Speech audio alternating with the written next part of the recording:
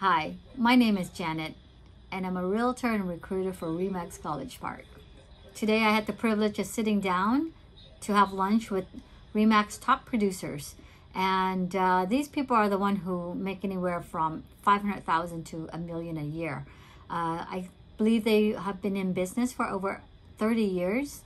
So I asked them, what are the secret to your success, and what advice would you give to new hires or new recruits?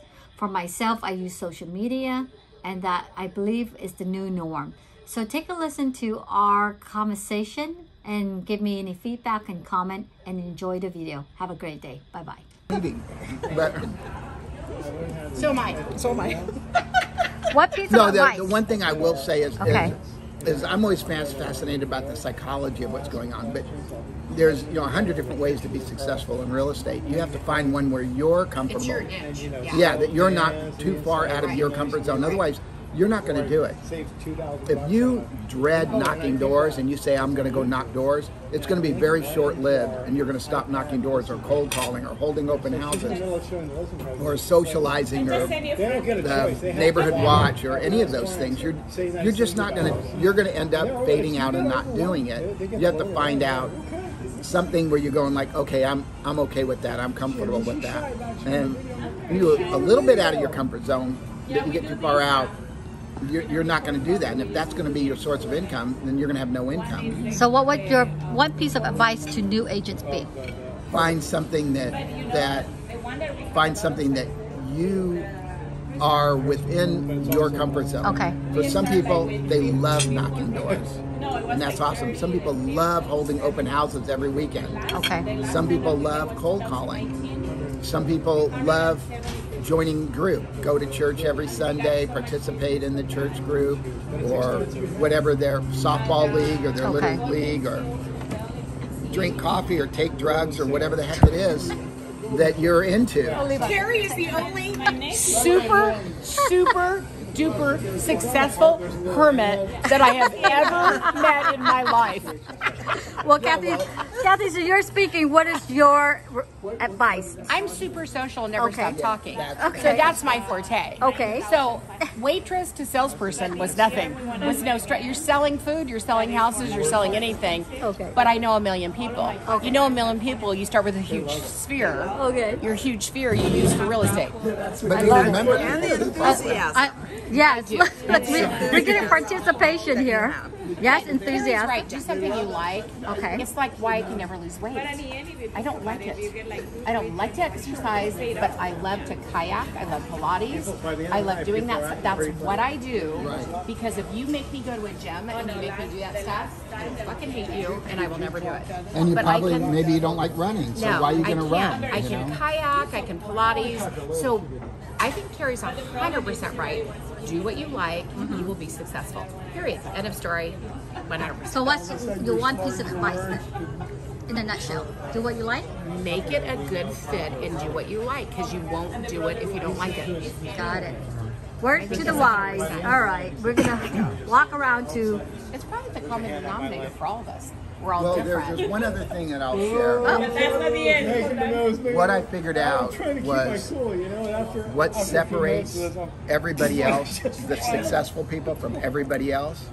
It's not because they're better looking, they're more educated, they've got higher degrees, they're better connected, none of it. The only thing that separates successful people from everybody else is a desire. Nice. It's like a competitive desire to be successful. Passion. It's it. You do. You have to be a self-starter. It's never going to work. Yeah, but you are a self-starter if you desire it. You're right. I have my theory is everybody is pretty much exactly where they want to be in life. A person who's a vagrant or a homeless person, they've decided they're comfortable with that. Yeah. They get a Social Security check or disability check, and they just say, you know what? As long as I can eat every day and have a place to go to the bathroom, I don't care if I take a shower once a week. That's good enough for me. They've decided that's good enough. For me, I have the same mentality as a homeless person. I just happen to like really nice things. So your bar is way higher. So I set my bar higher because I said, Homeless people don't drive Porsches. Homeless people don't wear Armani. Homeless people don't live in nice homes. I want all that stuff. I want comfort. So I'm lazy as all get out. My mom used to say, you're so lazy, we're going to have to kick you out of the house when you turn 30. And people say, did that upset you? I go, no, she was right. You know, it was true. And so why would I be upset about something that's true? You know, nowadays everybody's upset. They're all victims. They're all offended. But I was not offended.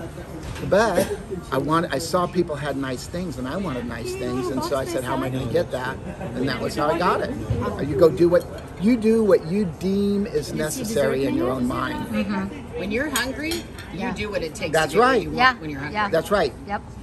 Love Very it. few people starve to death in America. No. I'm not. They all say, I'll get but a they box. were food. I forgot what they call it now. They always have a new name for something. I know. Food insecurity. Yeah.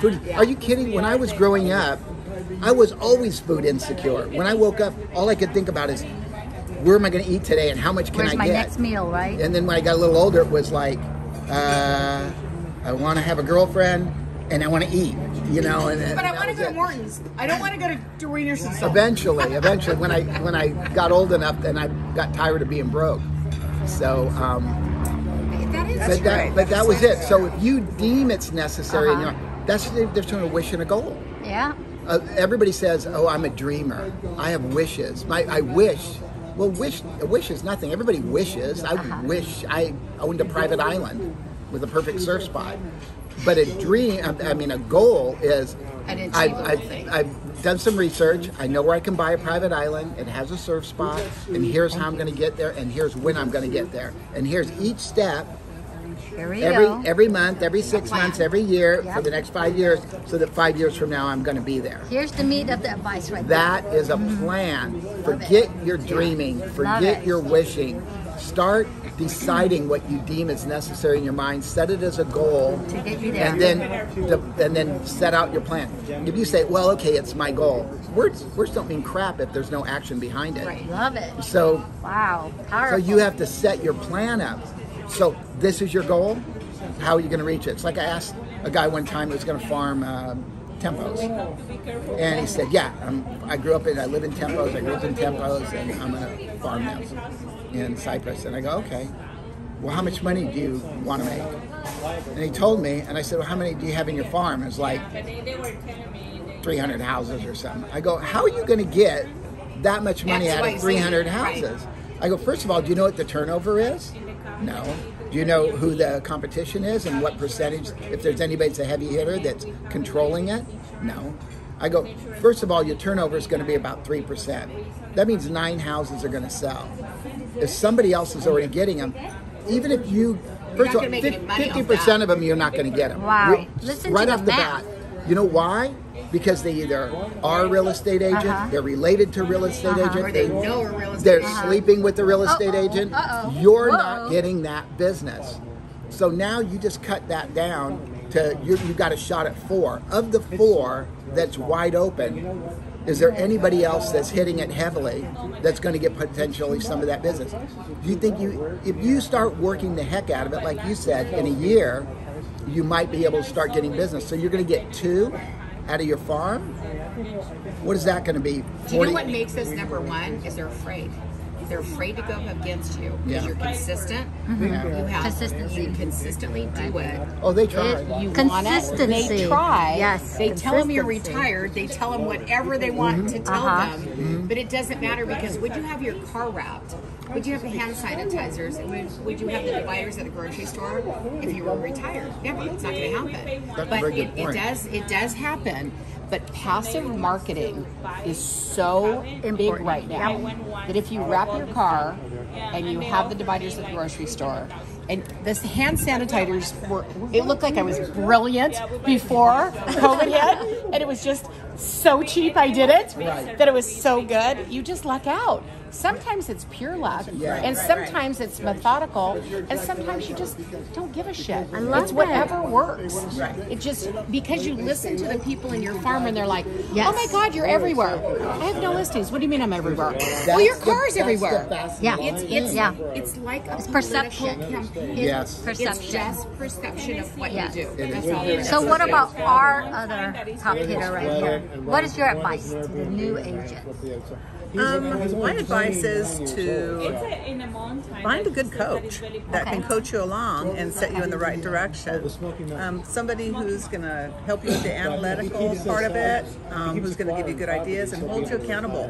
Nice. Yeah. I like that. Accountability right there. Even if you don't have Plus, a if you're paying coach. for it, you might actually do it. Exactly. Are you talking about a split or? I wanted to make $1 million 1 year and I hired a private coach. My sister's like, you're an idiot. It's $1,000 a month. $1,000 to make $1 million. Wow. And I said, okay. And she was, you're an idiot. So I had made $950,000 that year, which I probably would have done anyway. Wow. But it made you very, very accountable to what you were doing. So, you know the guy, the guru of everybody? Who's the guru of Tom everybody? Ferry? No. Byron Buffini? No, not real estate. Who's the guy? Anthony Robbins. Robbins. Yes. That is Anthony Robbins that doesn't like to talk to people. Anthony Robbins is a story. I mean, it's a story, right, Carrie? Anthony Robbins He's amazing. Is a disgusting low-level story that rose to the occasion because he had a dream and he wanted the dream. Yeah. And he made the dream because if you don't have the box and you remove the box, he did. And he is important. And you know what? He's not even that smart. He's not even that good. But everyone loves him. And you know what? It lets them remove their boxes. We got like makes really them good they can remove the boxes. advice. So what would you guys say to new agents who started out? What would your advice be? We got a lot of good nuggets from there. How about you guys? Have a schedule, be persistent, Okay. and you need to be disciplined. Go meet the people in the farm. Meet the people. Discipline. Go meet the people. Any like ideas in terms of like you guys farm, right? Yeah, we do. Some people don't farm. So how do people go about farming and determining if, how to schedule? Okay. And the flyers are sometimes activities, events. How often do you go door knocking and do you guys do mailers? Do you guys door knock? You go every day door knocking? Yeah, well, in summer it's really hard, but At the time, I try to go every day, 2 to 3 hours a day, Okay. 5 times a week. Wow, that's discipline. That's discipline. Besides that, what else do you guys do? Send mailers? Garage sales, I heard? Garage sales, mailers. Yeah, garage. Sometimes we'll do a raffle where Raffle? people can text in to enter the raffle. Okay. We do events for the community, like the one that we do in November. We collect food drive. Food drive. Okay. Okay. Christmas party. Christmas parties, pumpkin parties, or anything? do a major Christmas party. Yeah. Major A major That's Christmas for our party? past clients. For past client appreciation. Okay, client at a restaurant, and then you just invite them. Do you give them, not to put you on the spot, do you guys give them like, besides dinner or whatever? Free drinks. Okay. Do we get free drinks? Yeah. That's what I want to know. Yeah, raffles? That's the main question. How expensive is the raffles? Is there a certain dollar limit? Is it just for wine Even or? if you buy a small thing, people get excited. Okay. So we just look, very close to the Christmas party. You Okay. you can go to Homewood, Marshall, Okay. any place. We end up with so much stuff to raffle. We spend all night raffling this stuff out. Just And then I truckloads. have my past client. She loves our Christmas party, and Okay. she always give us. And where do you guys normally have Christmas parties at? 32. I kind of felt, which is In a stupid. restaurant or I in a felt like it hotel, was it very depends. Oh, okay. Okay. So that's good to know because, we're doing this round table here. This is the first round table of top producers giving new agents advice. Barry, thank you for having this so that when we recruit and we do social media, they get some really good advice. What's your advice, Barry? I'm going to walk over here. For new agents, what is your advice? This My is our- advice for a new agent would be to think like a salesperson. Okay. Think like always be selling. Because you are one. Yeah. But a lot of people never get that. They don't want someone to knock on their door. They don't want someone to call them and they get all pissed off about it. But you got to think like a salesperson. That could be you knocking on the door, you making a phone call. Yeah. And when you think about that, then you can do that kind of thing yourself, in my opinion. Thank you.